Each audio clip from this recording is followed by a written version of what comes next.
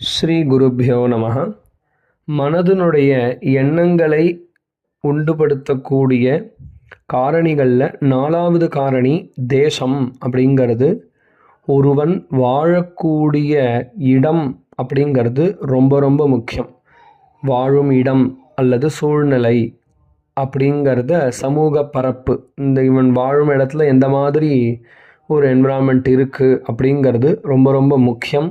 அதுதான் ஒரு மனிதனுடைய வாழுமிடம் அவனின் குணத்தை பெரிதும் பாதிக்கும் அப்படின்னு சொல்கிறார். அவன் உதாரணத்துக்கு நாம் சொல்லலாம் அப்படின்னு சொன்னால், ஒருவன் இந்த மெட்ரோ சிட்டி அப்படிங்கிற சொல்லக்கூடிய இன்றைக்கி இருக்கக்கூடிய பெரிய பெரிய சிட்டிஸில் ஒருத்தன் வாழறான் அப்படின்னு சொன்னால், ஸ்வபாவமாகவே அது வெளியில் போகிறச்சே வரச்சே பார்த்து பார்த்து பார்த்து பார்த்து என்னாகும் அப்படின்னு சொன்னால், ஒரு நாள் கிழமை அப்படின்னு சொன்னால் இந்தந்த இடத்துக்கு போய் இதை தான் வாங்கணும் அப்படிங்கிற எண்ணமோ, அல்லது சும்மா போர்ச்சே வரச்சே இதை வாங்கி சாப்பிட்ணும் அல்லது இது பண்ணணும். ஸோ இந்த ஆசைகள் அதிகமாக வளரும்.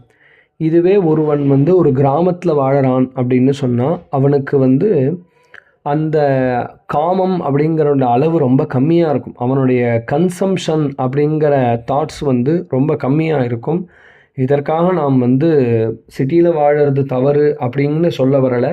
தாத்பரியம் என்னென்னா, உதாரணத்துக்காக சொல்கிறேன். கடை வீதியில், பெரிய கடை வீதியில் இருக்கக்கூடிய வாழக்கூடிய ஒருவனுக்கும் உட்புறமாக இருக்கக்கூடிய ஒருவனுக்கும் அவனுடைய அணுகுமுறையிலேயே வித்தியாசம் தெரியும். இவனுடைய எண்ணங்கள் பரபரன்னு இருக்கும், இன்னொருத்தனுடைய எண்ணம் சாந்தமாக இருக்கும். அதனால தானே நாமளே ஒரு வீடு பார்க்குறோம் அப்படின்னு சொன்னால், காமான ஒரு என்விரான்மெண்ட்டில் வீடு பார்க்கணும்னு நினைக்கிறோம் இல்லையா? அப்போது அது மனசை தாக்கிறது அப்படிங்கிறத நாமளே உணர்கிறோம். இதுதான் பகவானும் சொல்கிறார். அதனால் நம்ம நல்ல தேசத்தில், நம்ம ஊரில் க்ஷேத்திரத்துக்கு பஞ்சமே கிடையாது. எங்கே பார்த்தாலும் ஒரு கோவில், ஒரு குளம், ஒரு நதி. நாம் பெரும்பாலும் வீடு அமைச்சுக்கிறது அப்படிங்கிறத கோவில் இடத்துல, காவேரி முதலிய நதி கரைகளில் பக்கத்தில் இருக்கிற மாதிரி. ஸோ நல்ல புண்ணிய காரியங்கள்லாம் பண்ணுறதுக்கு ஹேத்துவான இடத்துல நம்ம கிரகத்தை அமைச்சுட்டோம் அப்படின்னு சொன்னால், நமக்கு அதுபோல் எண்ணங்கள் நமக்கு வரும் அப்படிங்கிறது தான் தாத்பரியம். ஸோ அதே மாதிரி இந்த சூழல் அப்படிங்கிறது மனசனுடைய எண்ணங்களை உருவாக்கும் அப்படிங்கிறது ரொம்ப ரொம்ப ரொம்ப அவசியமாக நாம் பார்க்க வேண்டிய ஒன்று. பவித்திரமான தேசத்தில் ஒருத்தன் இருந்தான் அப்படின்னு சொன்னால் சத்துவ குணம் அவனுக்கு வளரும்.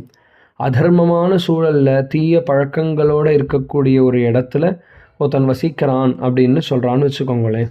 ஒரு தேசத்தில் இருக்கான்னு சொன்னால் அவனுக்கு கட்டாயமாக